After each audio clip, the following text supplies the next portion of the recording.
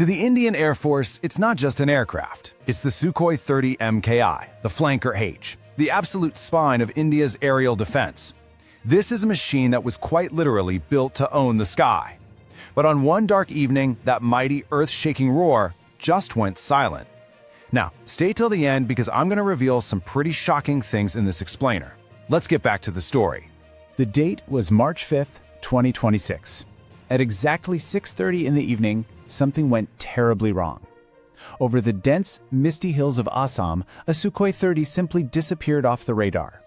A mission that was supposed to be completely routine turned into a national tragedy in the blink of an eye. So, you have to ask, how does a top-of-the-line twin-engine fighter jet, a machine famous for its reliability, just fall from the sky? Well, today we're going to dig deep into this. We're going to look at the crew, the machine itself, and the brutal, unforgiving environment where it all went so tragically wrong. All right, to really understand what happened, we need to go to the starting point, Jorhat Air Base. Now, this isn't just some sleepy runway. It's one of the IAF's most vital forward bases, right on the doorstep of the sensitive borders with China and Myanmar. For the pilots stationed here, the word routine carries a very different, much heavier weight. And this was no simple patrol mission. The crew was on what's called a low-level navigation sortie. I want you to picture this. You're flying a 30-ton jet, screaming along at over 800 kilometers an hour, just a couple hundred feet above jagged tree-covered hills. This is the absolute peak of piloting skill. It's an exercise where the margin for error is basically zero. And this timeline, this is where it gets chilling. It shows you just how terrifyingly fast things can unravel. 6:15 p.m., they're wheels up from Jorhat. The weather report says challenging, but within limits. Just 15 minutes later, at 6:30 p.m., the air traffic controller calls them. Radio silence. Nothing. That little green blip on the radar screen, representing two of India's finest pilots, was just gone. You can always build another machine. You can't replace the people inside. So who was in that cockpit? This is where the story becomes a true tragedy. In the front seat, you had squadron leader Anuj, a veteran with over 1,500 hours in the air. His colleagues call him a pilot's pilot. You know, that cool-headed mentor everyone looks up to. Behind him, managing the complex weapon systems, was Flight Lieutenant Pravesh Dharadkar. He was the next generation, a tech whiz who, his friends joked, probably knew the Sukhoi's manuals better than the people who wrote them. These weren't rookies.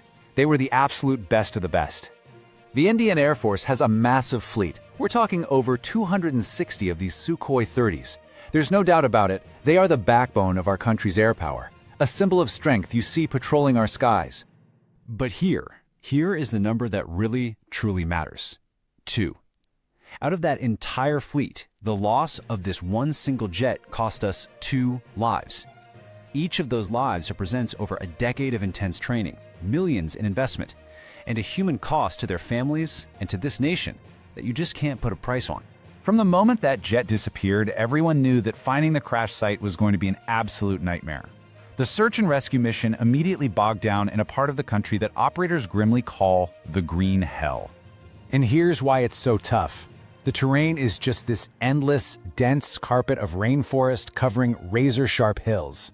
The tree canopy is so thick that a massive machine like a fighter jet can be completely swallowed, totally invisible from above. And as if that wasn't bad enough, the infamous March mists of Assam rolled in, grounding the search helicopters. So the search had to be done the hard way, boots on the ground, by Army Special Forces, literally hacking their way through the jungle meter by meter.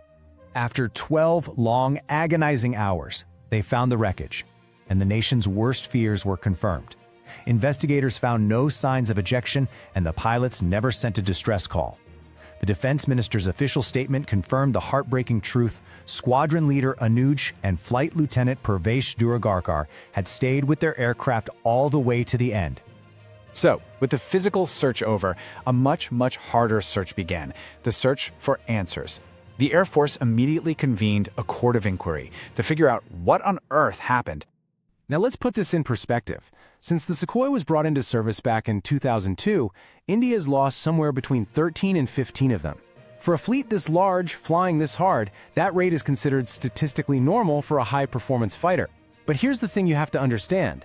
For the Air Force, no loss is ever normal.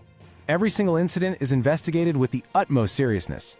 The investigation is essentially running down three main theories. First, a catastrophic technical failure. The Su-30 has two engines for redundancy. For both to fail or for the flight control system to just give up, something truly awful had to have happened.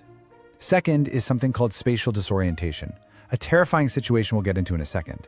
And third, a bird strike. The Northeast is a major flight path for migratory birds, and at that speed, hitting a bird is like getting hit by a missile.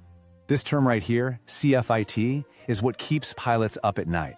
It's when a perfectly functioning aircraft, under full control of the pilot, is unintentionally flown straight into the ground. See, when you're flying low, at dusk, in misty conditions, the horizon can just vanish. Your brain can lose all sense of which way is up. Your instruments scream one thing, but your body feels another. It's a silent killer in aviation, and it is a prime suspect in this case. Ultimately, the real answers are in here.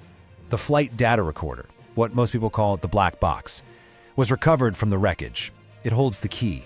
Inside is the data from the final seconds of the flight, the final words in the cockpit.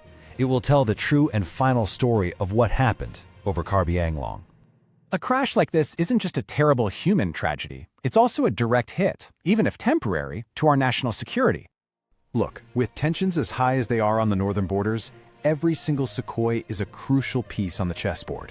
The IAF immediately grounded the entire fleet for a one-day safety check. That's standard procedure, but it's a very serious step. And that's because, as India moves to newer planes, the Su-30 is still the heavy hitter. It's our #1 tool for dominating the skies. And really, this is the bottom line. These pilots and their incredible machines are our nation's shield. We simply cannot afford to lose them, not to an enemy in combat, and certainly not to an accident in training. So as the investigation goes on, and two families face a grief most of us can't even imagine, it's a moment for the rest of us to just think. The peace and the security that we take for granted every day are paid for by the risks these men and women take every single time they climb into that cockpit. So what is the true cost of keeping our skies safe? It's a question really worth pondering, and I think the answer lies in the ultimate sacrifice of officers like Squadron Leader Anuj and Flight Lieutenant Purvesh Duragarkar. Their watch is now over. Blue skies and tailwinds. Make sure you subscribe to this channel for the latest updates, and be sure to watch the video coming up on your screen.